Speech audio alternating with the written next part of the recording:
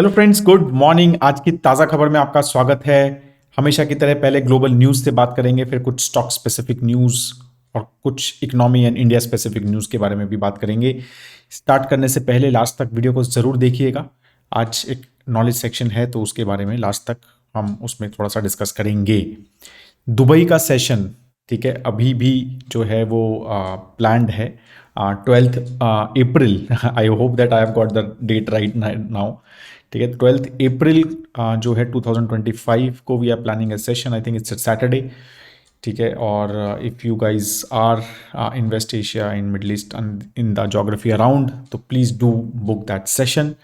ठीक है, तो उसका जो डिटेल्स है वो हमने कमेंट और डिस्क्रिप्शन में डाल दिया है। यू कैन ऑल्सो, अगर आपको कुछ पेमेंट्स वगैरह में इशू आ रहे हैं कई लोगों को बिकॉज ऑफ फ्यू इश्यूज, तो मतलब इंटरनेशनल पेमेंट्स वगैरह के कुछ इश्यूज हैं, तो they can reach out to on the WhatsApp numbers also given in the link, या फिर हमारी वेबसाइट पे भी WhatsApp number and email and phone numbers हैं, तो you can call us there as well.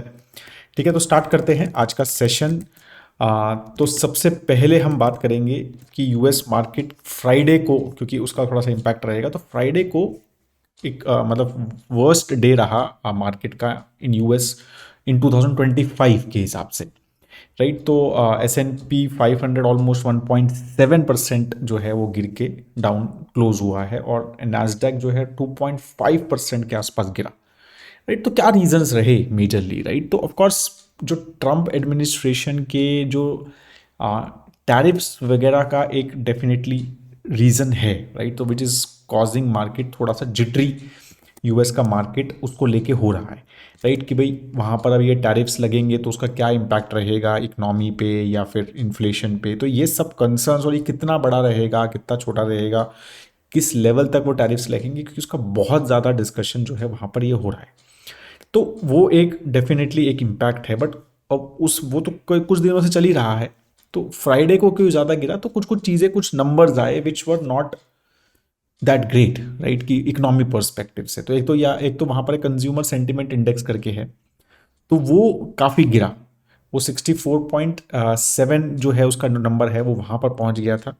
Right, और तो इसकी वजह से वहाँ पर एक थोड़े कंसर्न्स आए कि भाई कंज्यूमर इंडेक्स जो है, कंज्यूमर सेंटिमेंट इंडेक्स, वो नेगेटिव हो रहा है।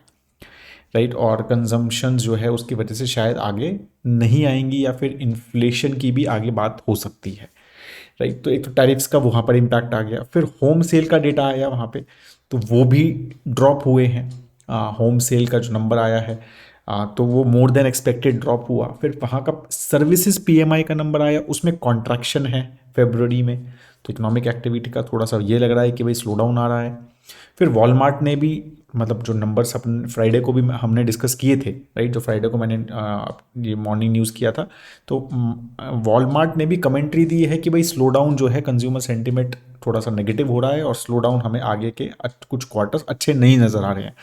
तो इस तरह का वॉलमार्ट ने, अब वॉलमार्ट सबसे बड़ा वहाँ पर रिटेलर है, तो उसकी जो कमेंट्री होती है वो काफ़ी इंपॉर्टेंट रहती है। राइट, क्योंकि उनको मतलब दे नो द डेटा ना, तो वो भी एक नेगेटिव रहा। तो ये सारे फैक्टर्स मिलके फ्राइडे को मार्केट थोड़ा ज़्यादा गिर गया यूएस का। राइट, तो ये सारी चीज़ें वहाँ पर चल रही हैं। अब इसका इम्पैक्ट जो है, ऑफ कोर्स, जैसा बोलते हैं ना कि जब when US sneezes word catches cold, तो वो थोड़ा बहुत इम्पैक्ट जो है वो इंडिया में भी हमें तो आ ही रहा है, पहले भी आ रहा था, तो ये भी आगे भी आ सकता है। बहुत अच्छा कोट मिला था किसी का, कोहिन करके, it's definitely a period where I think the best gains have been had and it wouldn't surprise me to see a significant correction. Right, तो स्पेशली टैरिफ्स को लेके ये चीज़ें जो है काफ़ी ज़्यादा चल रही हैं, या कॉस्ट कटिंग एफर्ट्स को लेके यूएस में जो चल रहा है, इन सब चीज़ों के ऊपर थोड़ा सा कंसर्न हो रहा है। अब ये सारी चीज़ें, थोड़ी इकोनॉमिक न्यूज़ कम हो रही है, तो क्या होगा कि यूएस की 10 ईयर जीसेक लोग बाय करने के लिए भाग जाते हैं ऐसे केसेस में, कि लगता है कि भाई अरे कभी इकोनॉमी गिर ना जाए तो चलो बेचते हैं स्टॉक्स। राइट, कुछ जो थोड़ा सा चीज़ों को पहले से देखना चाहते हैं, या लगता है कि यार इन्हें कंसर्न आ रहा है, तो फिर they basically run sell and then they invest. तो वहाँ पे इसलिए 10 ईयर जीसेक जो है वो कम हो गया एकदम से। तो 4.5 प्लस चल रहा था, वो 4.4 के आसपास जो है वहाँ पे गिरावट आई है थोड़ी सी। तो ये वहाँ पर भी सारी चीज़ें थोड़ी सी रही हैं। राइट, तो इस हिसाब से बेसिकली यूएस मार्केट रहा। क्रूड भी थोड़ा सा कम रहा है, ऑलमोस्ट आई थिंक 74 के आसपास ब्रेंट क्रूड जो रहा है तो वो भी चीज़ें फैक्टर रही हैं। गोल्ड थोड़ा सा टॉप से थोड़ा सा नीचे गिरा, राइट। और गोल्ड में इंडिया में भी अगर हम बात करें, राइट, गोल्ड पर्सपेक्टिव से, तो वहाँ पर भी ये कंसर्न आ रहे हैं क्योंकि इतना ज़्यादा गोल्ड का प्राइस 86,000 प्लस जो है अब गोल्ड का प्राइस पर 10 ग्राम पहुँच गया है इंडिया में, राइट। तो वो सारे फैक्टर्स की वजह से डिमांड जो है वो इम्पैक्ट हो रही है। जो रिटेल डिमांड है, मतलब जो हम देख रहे हैं, जो मतलब वेरियस जो न्यूज़ आ रही हैं उसमें है कि रिटेल डिमांड जो है अब वो इम्पैक्ट हो रही है even with the wedding season going on, ठीक है। तो retailers are seeing that demand is reducing, तो मेजरली जो कंजम्पशन हो रही है वो एक्सचेंज ऑफ ओल्ड गोल्ड मिल रहा है, नया गोल्ड दे रहे हैं, तो यही सारी चीज़ें हो रही हैं। और रिटेलर्स भी हैं थोड़े रिलक्टेंट हो रहे हैं कि भाई हम इसको गोल्ड को और बाय करें या नहीं करें, क्योंकि थोड़ा स्लो मूव हो रहा है इन्वेंट्री, तो और बाय करें या नहीं करें, गिर ना जाए, ज़्यादा इन्वेंट्री क्रिएट कर लें और हाई एंड इन्वेंट्री हो जाए और गोल्ड गिर गया, तो ये सारी चीज़ें भी चल रही हैं, राइट। तो ये सब फैक्टर्स हैं, जबकि गोल्ड ईटीएफ्स में बहुत ज़बरदस्त इन्फ्लो आ रहा है, राइट। तो वो भी चीज़ें समझो, मतलब ऑलमोस्ट $400 मिलियन, राइट, का जो है इन्फ्लो आ चुका है अगर हम देखें इन जनवरी 2025 इन गोल्ड ईटीएफ्स, राइट। और मंथ ऑन मंथ 15% बढ़ा है गोल्ड ईटीएफ का एयूएम। तो मतलब वो गोल्ड बढ़ रहा है तो हम काफ़ी सारे लोग जो हैं उसमें इन्वेस्ट भी कर रहे हैं। तो ये सारी चीज़ें जो हैं गोल्ड पर्सपेक्टिव से भी चल रही हैं, बिकॉज एक सेफ हेवन माना जाता है, राइट। और मैं वही कह रहा हूँ, माना जाता है, लेकिन वो बहुत सारे और फैक्टर, जियोपॉलिटिकल फैक्टर्स और बहुत सारे और factors, buying of gold by various central banks, तो बहुत सारे और फैक्टर्स से भी वो चलता है। तो वो फैक्टर्स भी जो है वो प्ले आउट हुए हैं and that's why gold has done so well, right. आगे मतलब हमेशा मैं यही बोलता हूँ कि गोल्ड के प्राइजेस को शायद प्रिडिक्ट करना मार्केट के प्राइजेस से भी ज़्यादा डिफिकल्ट है, बिकॉज उसके जो फैक्टर्स हैं वो जियोपॉलिटिकल सिचुएशन पे भी बहुत ज़्यादा डिपेंड करते हैं and not just on the economy या फिर जैसे ग्रोथ और ये सारी चीज़ों पे, राइट। क्योंकि वो अल्टीमेटली स्पेकुलेटिव एसेट है, तो वो सारी चीज़ें भी हमें देखनी है। फिर कुछ इंडिया स्पेसिफिक, तो डेफिनेटली अब जैसे टेस्ला की बात हो रही है, इंडिया में एंट्री की, राइट, विद रिड्यूस्ड जो मतलब हमने टैरिफ्स कम किए हैं 110 से 15%, तो इसके ऊपर काफ़ी बात चल रही है और यही चीज़ें हो रही हैं कि not just Tesla, right, even BYD will launch more products in India which is a Chinese company. Vietnam की भी एक विनफास्ट करके कंपनी है, उनका भी ऐसा चल रहा है कि, तो ये काफ़ी चीज़ें चल रही हैं कि 25 से 50 लाख रुपीज़ में काफ़ी सारी ईवी स्पेशली, राइट, इंडिया में आ सकती है, राइट। और इसलिए कंपटीशन यहाँ पर काफ़ी बढ़ सकता है और यही कारण रहा है कि थोड़ा सा महिंद्रा एंड महिंद्रा और Tata motors has not been performing very well, क्योंकि उसमें यही था भाई, ग्रोथ अच्छा एक्सपेक्टेड था। अब टाटा मोटर्स तो लीडर ही है और अच्छा ग्रो कर रहा है, और महिंद्रा एंड महिंद्रा भी काफ़ी ज़्यादा अभी नए प्रोडक्ट्स भी लॉन्च किए उन्होंने ईवी वगैरह में। तो ये सारे फैक्टर्स, अब ये बड़ी बड़ी कंपनीज आएंगी और जो बेसिकली 20-25 लाख रुपए की कार्स वगैरह के ऊपर जो फैक्टर सोच रहे हैं, राइट, तो ये कंपटीशन यहाँ से लग रहा है क्योंकि अब इतना कम वो हुआ है टैरिफ, तो ये यहाँ पे इन कंपनीज को थोड़ा बहुत वॉल्यूम का इम्पैक्ट हो सकता है, एटलीस्ट इन प्रीमियम सेगमेंट, ठीक है। बाकी अगर हम ये वीक देखें तो एक तो मतलब जीडीपी के नंबर्स एक्सपेक्टेड हैं जो Q2 के, अगर हम इंडिया पर्सपेक्टिव से देखें, Q3 के, राइट, सॉरी Q3 के जीडीपी के नंबर्स एक्सपेक्टेड हैं, और यूएस के Q4 के मतलब दिसंबर क्वार्टर के जीडीपी के नंबर्स एक्सपेक्टेड हैं तो इस हफ्ते। फिर ऑटो सेल्स का नंबर आ जाएगा 1 मार्च को, राइट, तो वो अपने को यहाँ पर समझ आ जाएगा। और बाकी मतलब टैरिफ्स वगैरह के भी ऊपर डिस्कशन चलते रहेंगे, और यूक्रेन रशिया का जो वॉर है इसके ऊपर भी देखना पड़ेगा कि भाई उसका क्या आगे स्टेटस चल रहा है, राइट। तो ये 2-3 चीज़ें basically market will look at and accordingly react. India में कुछ और न्यूज़ देखें तो IRDAI ने एक नया मतलब एक पोर्टल की बात हो रही थी, बीमा सुगम, वो काफ़ी टाइम से चल रही है, उसकी डेडलाइंस भी थोड़ी सी वो चल रही हैं, बट शायद अब थोड़ा सा एक स्ट्रिक्टली चीज़ें करी हैं कि 300 करोड़ रुपीज़ की कैपिटल इंश्योरेंस कंपनी को इंजेक्ट करने के लिए रेगुलेटरी अथॉरिटी ने बोला है कि भाई वो बीमा सुगम को बनाओ आप, राइट। तो बीमा सुगम है क्या, बेसिकली एक डिजिटल प्लेटफॉर्म बनाने की प्लान चल रही है जिसमें बाइंग सेलिंग या सर्विसिंग ऑफ इंश्योरेंस पॉलिसी जो है वो हो जाएगी एक साइड, एक ही जगह पे, राइट। तो एक काफ़ी इंटरेस्टिंग प्रोडक्ट होगा, राइट। मतलब जैसे म्यूचुअल फंड्स में हैं, आप कहीं से भी MF सेंट्रल जैसे प्लेटफॉर्म्स हैं या MFU ऑनलाइन जैसे प्लेटफॉर्म्स हैं जहाँ पे आप जाके कोई भी म्यूचुअल फंड खरीद सकते हैं, सेल कर सकते हैं, SIP सेटअप कर सकते हैं, और सर्विस वगैरह मतलब और कुछ सर्विस के ऑप्शंस भी हैं और भी इम्प्रूव हो रहा है वो, राइट। तो उसी तरह का platform I think IRDAI is thinking from insurance perspective as well, कि आप जाइए और कोई भी इंश्योरेंस वहाँ से खरीदना है तो वहाँ से खरीद सकते हैं। अब 300 करोड़ रुपीज़ का कैपिटल जो है आईआईडीआई हैज़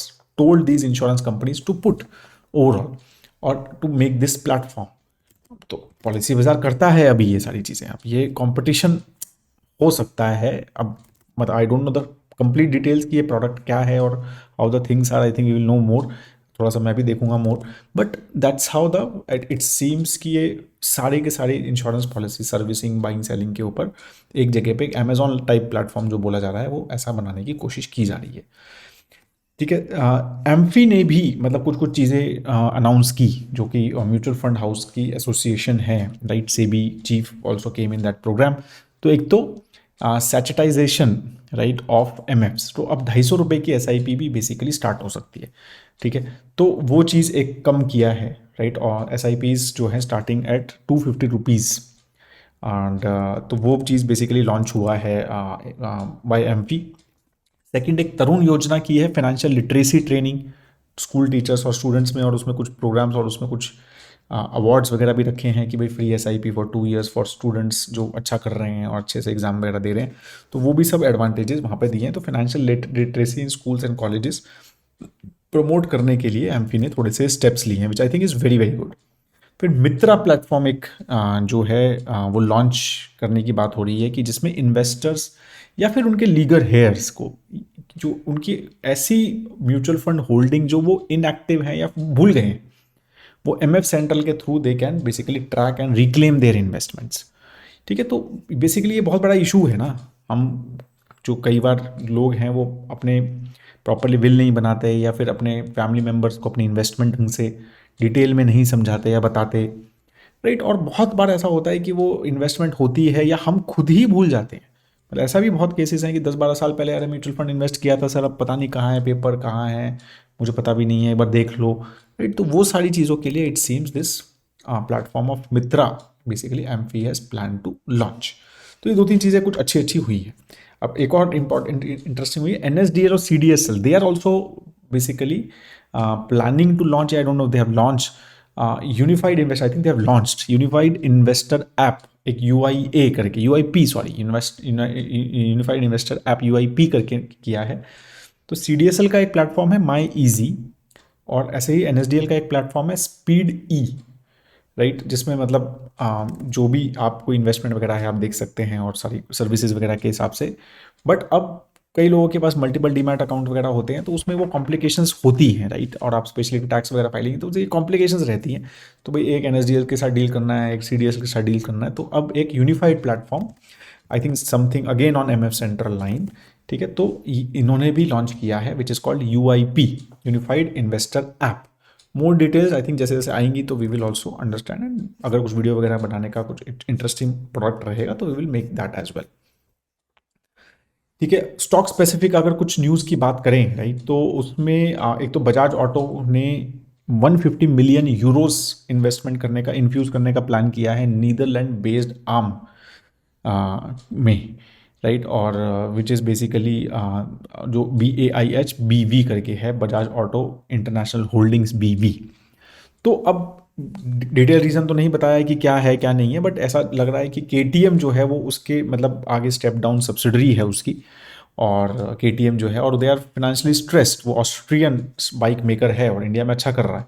तो it seems they want to basically increase more stake in that company, it seems like that. तो ये सारी चीज़ें वहाँ पर हो रही हैं। सेकेंड जो बड़ा न्यूज़ है वो है निफ्टी 50 में चेंजेस। तो निफ्टी 50 हैज़ बीन, दो चेंजेस हुए हैं, BPCL, राइट, भारत पेट्रोलियम, और ब्रिटानिया, इन दोनों को basically Nifty 50 now has removed it.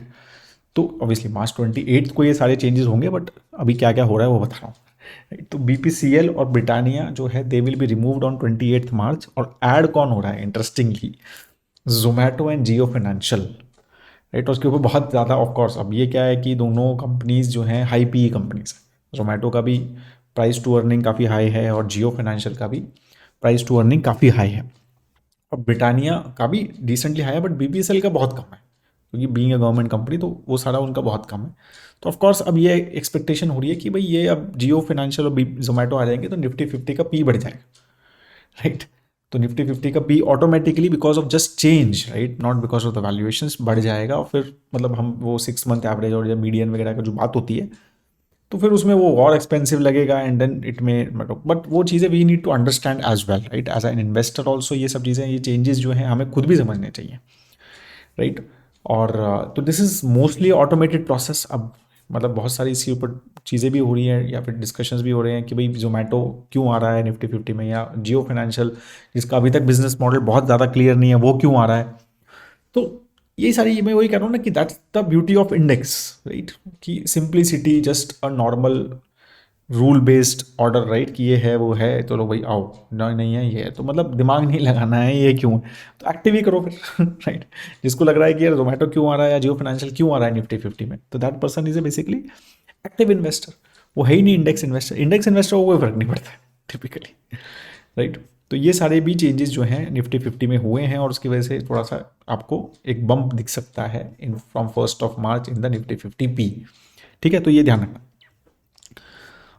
तो अदर न्यूज़ इज़, हाँ, मैरिको का एमडी एंड सीईओ स्वागता गुप्ता जी का कुछ एक इंटरव्यू था, तो एक कुछ अच्छी चीज़ें उन्होंने बोली है कि रूरल मार्केट में उनको लग रहा है कि भाई अब एक अच्छा हेडरूम ग्रोथ का वहाँ नज़र आ रहा है। तो दे आर ही सेइंग कि भाई हमें वहाँ पर चीज़ें अच्छी होती भी नज़र आ रही हैं, राइट, एक इन्फ्लेक्शन पॉइंट पे लग रहा है वहाँ पर। और तो वही उन्होंने मतलब बेसिकली कहा है कि भाई रूरल मार्केट्स ने आउट परफॉर्म किया भी है अर्बन मार्केट्स को, और आगे जो है वो इट सीम्स कि it will even more out perform. And he has basically said कि भाई इंफ्रास्ट्रक्चर स्पेंडिंग बहुत हुई है, मिनिमम सपोर्ट प्राइस दिया गया है उनको, तो और बाकी मानसून वगैरह भी थोड़ा अच्छा रहा है इस बार। तो वो सब फैक्टर्स की वजह से इट सीम्स दैट, और थोड़ा सा इन्फ्लेशन अभी मतलब एटलीस्ट कंट्रोल में है, एटलीस्ट जब हम कुछ टाइम से पहले से देखें, तो ये सब फैक्टर्स से एक्सपेक्टेड है कि rural market should do well, as मतलब डू वेल। भारती एयरटेल का एक न्यूज़ आया कि they are planning to increase stake in their African arm by 5%। तो पहले ही उनका जो जो उनका अफ्रीकन आर्म की जो स्टेक था उनका, वो I think around 57 point something था, अभी 62.29% जो है वो बेसिकली हो जाएगा। Niva Bupa has received communication from anonymous sender, right, claiming to have customer data of the company. जो चीज़ स्टार हेल्थ के साथ हुई है अब यहाँ पे भी, तो वो they are conducting data leak and implementing measures to make it. तो स्टार हेल्थ में भी ये इशू आया था and now Niva Bupa is also saying similar thing. ठीक है, तो ये सब चीज़ें थोड़ी सी हमें देखनी पड़ेंगी from insurance sector perspective. RailTel जो है उन्होंने 288 करोड़ रुपए का टेंडर मिल गया है उनको, इंस्टॉल कवच एट 71 रेलवे स्टेशन। ठीक है, तो कवच जो नया सेफ्टी एक इक्विपमेंट है इन द रेलवे, राइट, तो एंटी कोलिजन सिस्टम है, तो वो जो है उनको वो प्रोजेक्ट जो है वहाँ पर मिला है। ठीक है, so that is all major news which I just wanted to discuss today, right? And now we will talk about the knowledge section and I will just share my screen, right? तो basically किस पे है वो बता देता हूँ कि Berkshire Hathaway जो कि वॉरेन बफे जी की कंपनी है, उसका अभी रिजल्ट आया आई थिंक सैटरडे को या फ्राइडे को। एंड कुछ चीज़ें जो but I just wanted to discuss from that perspective, तो वो एक इंटरेस्टिंग तो रहता ही है। तो एनुअल रिपोर्ट भी आई है, तो वो मैंने डिटेल में नहीं पढ़ी, तो उसके बारे में भी मे बी एक अलग से डिस्कशन करेंगे, राइट। बट ये एक थोड़ा सा इंटरेस्टिंग नंबर्स थे कुछ जो I just wanted to share, right. तो आई होप दैट तो ये वॉल स्ट्रीट जर्नल का बेसिकली आर्टिकल है, I hope that you can see it. तो बेसिकली क्वेश्चन यही है कि why Warren Buffett holding so much cash, right. तो अभी जो है वॉरेन बफे जी का जो कैश है, right, I think it is almost $320-330 हो गया है। एंड मतलब you can imagine 320 billion dollar. तो आपको ये समझना है कि इंडिया में जो रिलायंस है अभी जो मार्केट कैप है वो आई थिंक अराउंड 210, मतलब मेरे को लगता है $200 बिलियन के आसपास है करंटली, थोड़ा गिरा भी ये स्टॉक, तो $200 बिलियन के आसपास है। रिलायंस की मार्केट कैप की बात कर रहा हूँ मैं, जो इंडिया की नंबर 1 सबसे बड़ी कंपनी है। अब इनके पास $300 बिलियन का कैश है, right, and this is the highest as a percentage of company asset, मतलब सिंस मतलब गोइंग बैक टू 1998 के बाद, राइट। तो अब ये जो है बर्कशायर करता है, तो बट ये कैसे कर रहा है, तो अब ये नंबर देखिए आप कि consistently they have been a net seller of equity securities by quarter. मतलब लास्ट अगर हम कितने 8 क्वार्टर देखें, तो अभी क्वार्टर का डेटा आया, तो इस 8 क्वार्टर देखें तो they have been selling equities and they have been increasing their cash.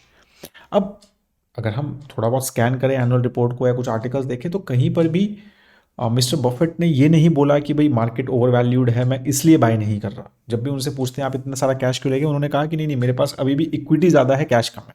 He always says that, मतलब मैं अभी भी बहुत ज़्यादा इक्विटी में इन्वेस्टेड हूँ, तो ये कैश उसके हिसाब से कम है, that's what he says, but cash is consistently increasing और $320 बिलियन के आसपास पहुंच गया है। So that is what the basically mark, मतलब little people are worried as well, right. और मेरे को लगता है कि हो सकता है कि वो चीज़ें थोड़ा सा वरी करे आगे मार्केट को, मतलब स्पेशली इक्विटी यूएस मार्केट को आई एम सेइंग, क्योंकि जो बफेट इंडिकेटर है वो भी अब 210 प्लस हो गया है, राइट। तो बफेट इंडिकेटर क्या, मार्केट कैप टू जीडीपी, जो ऐसा बोला जाता था Warren Buffett looks at that indicator a lot, तो वो वहाँ पर हो गया है। अभी देखो आप Berkshire Hathaway cash as a percentage of asset, जो डेटा इन्होंने दिया हुआ है, राइट। तो ये यू कैन सी राइट कि this has been around maximum in 2005 के आसपास था, टू 23-24% के आसपास था। नाउ इट इज़ लाइक 26-27% के आसपास का ये कैश पहुंच गया है, right. So you can imagine. और मतलब उनसे पूछा गया कि मतलब जो उन्होंने स्टेटमेंट दिया है, उन्होंने कहा है कि भाई कोई उन्होंने इंडियन मतलब यूएस कंपनीज तो मेरे ख्याल से कोई ज़्यादा बाय किया नहीं है। He has majorly invested more in some Japanese 3-4 Japanese trading companies, तो that's where he has increase his stake. बाकी he has been a net seller, ठीक है। But he is not talking, he is not saying कि market is premium. मतलब typically अगर हम past उनके historical letters वगैरह जो शेयर होल्डर्स को लेटर्स भेजते हैं तो उसमें लिख देते हैं वो कि भाई मार्केट जो है मुझे ओवर वैल्यूड लग रही है या एक्सपेंसिव लग रही है, but this time he has not return that and he is not saying that as well. मतलब जैसे मैंने बताया, इवन उनकी जो कॉल टाइप्स होती है, जो मतलब लास्ट ईयर उनका जो एनुअल जनरल बॉडी मीटिंग होती है उसमें भी ये नहीं बोला उन्होंने, but he is consistently increasing cash and his performance has been very good as well. देखो ना आप, मतलब कंसिस्टेंटली बर्कशायर हाथवे का जो स्टॉक है वो S&P 500 को भी बीट कर रहा है, और S&P 500 को बहुत कम लोग बीट कर पा रहे हैं, राइट। तो उसको भी consistently they are beating, right. तो कंपनी मार्केट वैल्यू भी अभी $1 ट्रिलियन जो है वो क्रॉस हो गई है। तो ये सारी चीज़ें यहाँ पर जो है वो चल रही है।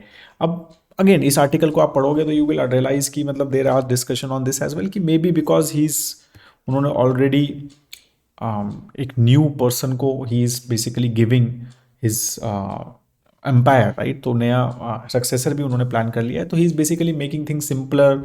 तो he is just removing his investments which he think now doesn't make too much sense, so he just want to give a little simpler work to the new successor rather than managing everything on his own, ऐसा भी बोला जा रहा है। इसलिए वो cash increase कर रहे हैं, but we don't know, right. Being a Warren Buffett we never know and he never gives dividend, तो वी नो दैट। और उन्होंने बायबैक भी नहीं किया है आई थिंक लास्ट 3 क्वार्टर से, टिपिकली बायबैक्स ऑल्सो। तो वो भी लोग ये सोच रहे हैं कि बायबैक इसलिए नहीं कर रहे क्योंकि he thinks his stock is expensive than the intrinsic value of the stock, so that's why he's not buying back as well। तो ये सारी चीज़ें जो हैं we need to understand from that perspective कि जो हमने इनिशियली भी किया, और ये सारी चीज़ें देख के लगता है कि यूएस मार्केट, मतलब ये सब फंडामेंटल देख के लगता है कि US market is very expensive. But वही है, आर्टिफिशियल इंटेलिजेंस और ये सारी चीज़ें भी हैं, ग्रोथ भी है, राइट। तो वो सब वैल्यूएशंस भी हैं, तो वो सब फैक्टर्स देख के लगता है कि नहीं आ सकता है थोड़ा बहुत ग्रोथ, और राइट। तो यही चीज़ें चल रही हैं कि ये फैक्टर्स देख के लगता है कि डजंट मेक सेंस, वो फैक्टर्स देख के लगता है कि यार companies are becoming very very big, they are growing across US, across the world, और आर्टिफिशियल इंटेलिजेंस जो है वो और बढ़ेगा शायद, और यूज़ होगा, तो उसकी वजह से शायद और ग्रोथ आ सकती है, और वैल्यूएशंस क्रेजी नहीं लग रहे हैं अगर हम स्पेशली मैग्निफिसेंट 7 इस तरह की कंपनी की बात करें। तो ये सब मिक्स बैग है, राइट। और हमेशा जैसे बोला जाता है ना कि वो कोई भी अगर हम इस तरह का एनालिसिस करते हैं तो दोनों साइड चीज़ें होती हैं, दोनों साइड में आप किस साइड को ज़्यादा बिलीव करते हैं या ज़्यादा उसको फोकस करते हैं, और उसके हिसाब से ही टिपिकली एक इन्वेस्टर के एक्शंस रहते हैं। और इसीलिए asset allocation typically works, because उसमें ये ज़्यादा थॉट प्रोसेस नहीं रखना है। एसेट एलोकेशन के हिसाब से रखो, फाइनेंशियल प्लान के हिसाब से इन्वेस्ट करो, और ज़्यादा इन सब चीज़ों पे फोकस नहीं करो। That's how you should do it, ठीक है। That is all. I hope that आपको ये वीडियो अच्छा लगा, you got some good knowledge as well. और अगर अच्छा लगा तो वीडियो को लाइक ज़रूर कीजिए, शेयर ज़रूर कीजिए प्लीज़ अपने फ्रेंड्स एंड फैमिली के साथ, और अपने अगर पॉसिबल है तो सोशल मीडिया ग्रुप्स पे भी। Thank you so much, have a great time है दोस्तों। जय हिंद।